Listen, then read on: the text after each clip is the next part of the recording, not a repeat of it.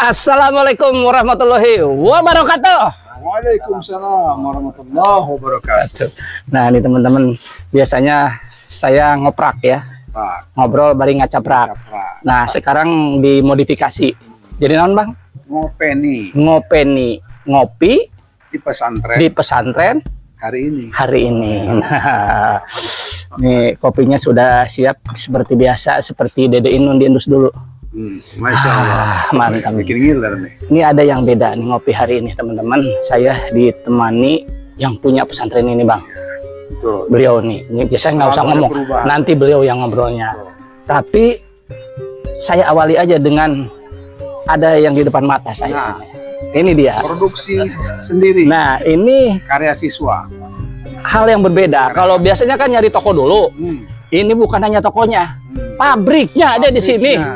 Dan yang beda lagi, yang bikinnya siswanya, para santri itu. Oke, kita pilih-pilih dulu nih. Yang kecil aja dulu. Oke, saya sakuin kopina, tambah deh. Nah, ini saya baca ya. Sudah ada halalnya, Bang. Sudah ada halalnya. Albaniyah roti. Albayinah ya. Cisoka, Tangerang, Banten. Bakery. Alamun bahasa Sunda masih berekele gitu. Bakery gitu.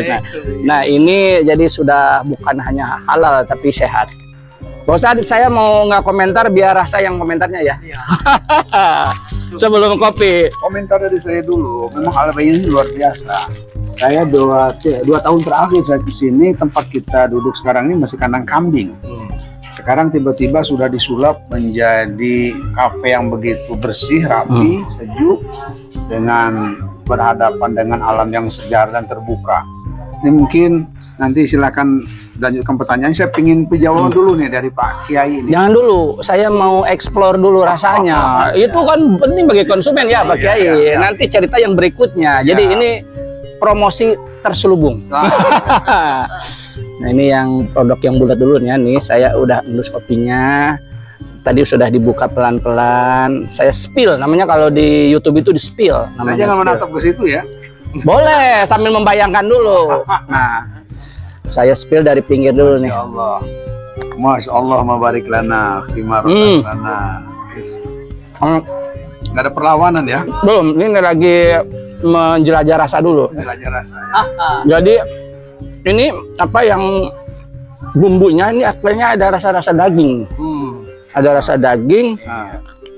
Rotinya nggak terlalu, bumbunya pas gitu. Kan ada yang nggak nyentak gitu ya. Nah, terlalu nyentak, kalau rombongan kaki kurang seneng. Jadi yang tipis lembut, tipis-tipis, tapi kena. Tapi kena. Nah, ini contohnya nih. Aduh.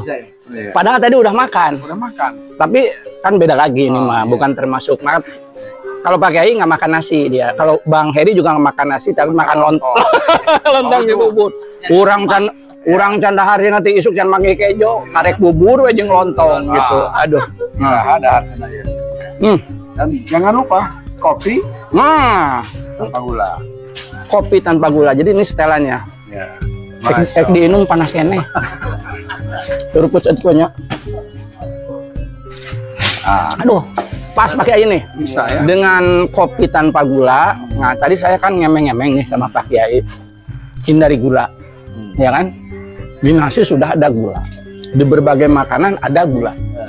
Nah, jadi beliau sudah tidak makan nasi. Kalau saya alhamdulillah gitu. Tilu piring beak gitu nasi teh. Oke. Top markotop. Jadi kalau yang mau yang mau ekspor roti langsung keluar hanet keneh dari loyangnya, datanglah di pesantren Albayinah di Cisoka. Itu jauh-jauh pokoknya mah. Hanya 5 kilo dari pusat pemerintahan. Dari Tiga Raksa. Oke. Nah, alhamdulillah memang kami hari ini sudah memproduksi Albayinah Bakery. Ini kalau disebut bahasa Arab ini khubzun ladid, artinya roti maknyos. Biar gaul.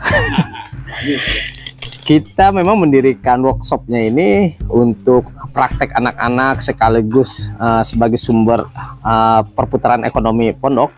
Jadi kita buka Santri Workshop Center, pusat workshopnya dunia usaha pesantren. Para santri ini yang mengerjakan. Kita kedepannya bukan hanya roti Al-Bayyinah Bakery saja, tapi ada mie. Ya, kita nama. Iya betul. Ini ada mie gebetan kita sebutnya.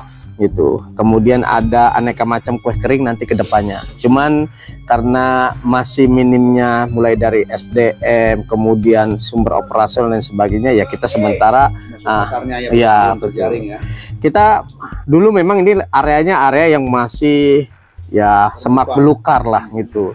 Bahkan yang namanya hewan ternak tuh di sini, ayam, kambing sebagainya kita sulap sekarang menjadi fasilitas yang memang nuansanya nuansa kafe gitu. Jadi biar anak santri nggak ketinggalan zaman. Ya, jadi jangan hanya kafe itu ada di pusat perkotaan. Betul. Pesantren kayak ayah, semuanya serba lengkap. Merasa tidak terisolir. Betul.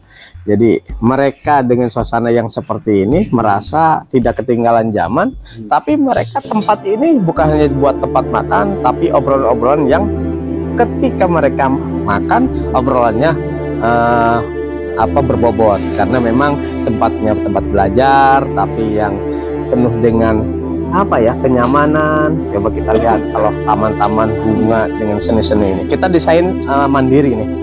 Jadi dengan konsepnya adalah santri yang santri milenial ya, yang tidak ketinggalan zaman. Mereka belajar, mereka mengembangkan diri, mereka mengasah diri, memperbaiki diri, mengkaji diri, dan untuk mempersiapkan diri suatu saat ketika di zamannya mereka hidup itu sudah dengan kemampuannya. Dalam suasana yang happy, betul. Eksplorasi kuliner tidak harus mereka meninggalkan pondok, betul. Apa saja yang disediakan. Ya kan di resto nih, betul. Ada salad juga. Nggak usah ketemu, ada salad sini. Itu kalau udah salad sekali produksi itu langsung habis. Jadi memang saladnya ini bahkan roti bahannya kita beli bahan di khusus seperti raginya sendiri kita beli di mall gitu ya.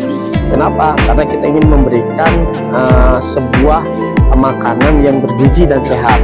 Jadi bukan asal laku, tapi mereka juga mendapatkan makanan yang bergizi dan sehat. Jadi kita pantau memang selain rasa satu ya, jadi bahan-bahannya kita bahan yang sehat, pewarna makanan beneran. Jadi makanya kita pantau jualannya. Kenapa kita tadi itu ada kedepannya ingin buat mie, ya kita namakan mie gebetan. Tujuannya biar mie-nya itu tidak berpengawet gitu. Jadi ini yang kita jangan kalah dengan membeli produk Nusantara lainnya. Betul. Gitu. Karena memang anak-anak muda ya ini betul. Jadi benar-benar kita mulai dari asupannya, makanan, lingkungannya semua kita perhatikan agar anak itu belajar itu makanannya bergizi, kemudian mereka belajar dengan keadaan fresh. Misalnya kita bisa menyelenggarakan lomba, lomba menyajikan menu kopi. Oh, chef. Kita kolaborasi dengan Pak Sunan bisa. Dengan kampus, dengan pusat-pusatnya ada pusat cari salah satu beberapa produk yang bisa menjadikan pelatihan lomba luar biasa nih. Jadi cocok kan kalau di tempat aktif. Jadi ini di sini backgroundnya di sana, di sini peserta lomba. Jadi sahabat bisa pada sekitarnya berbekali edukasi muda dalam berwirausaha. Alhamdulillah mungkin banyak kontribusi dari lembaga pendidikan harus berbayar mahal dengan kita fokus kepada ini. Ternyata bagiannya sudah jauh lebih kita, tidak hanya bagaimana anak kita selamat dalam pergaulan, mereka kembali ke masyarakat juga bisa bersaing, berdaya saing,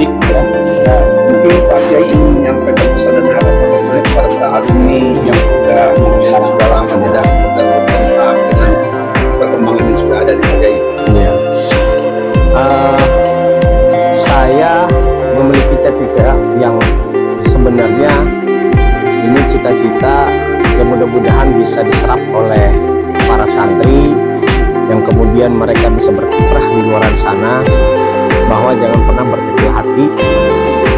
Anak santri dan menjadi santri, dia tetap akan menjadi santri sampai kapanpun. Artinya santri itu dengan jiwanya, dengan jiwa soft skill yang sudah dimiliki, digembleng selama 6 tahun, mereka siap untuk berkiprah di masyarakat, memaksimalkan dan mengoptimalkan skill yang sudah dimiliki pada diri mereka. Saya yakin bahwa santri itu siap berkompetisi dalam hal yang positif. Mereka dengan semangat, dengan skill yang ada, insya Allah suatu saat mereka akan menemukan jalannya masing-masing, yang itu jalannya memberikan kemanfaatan bagi umat.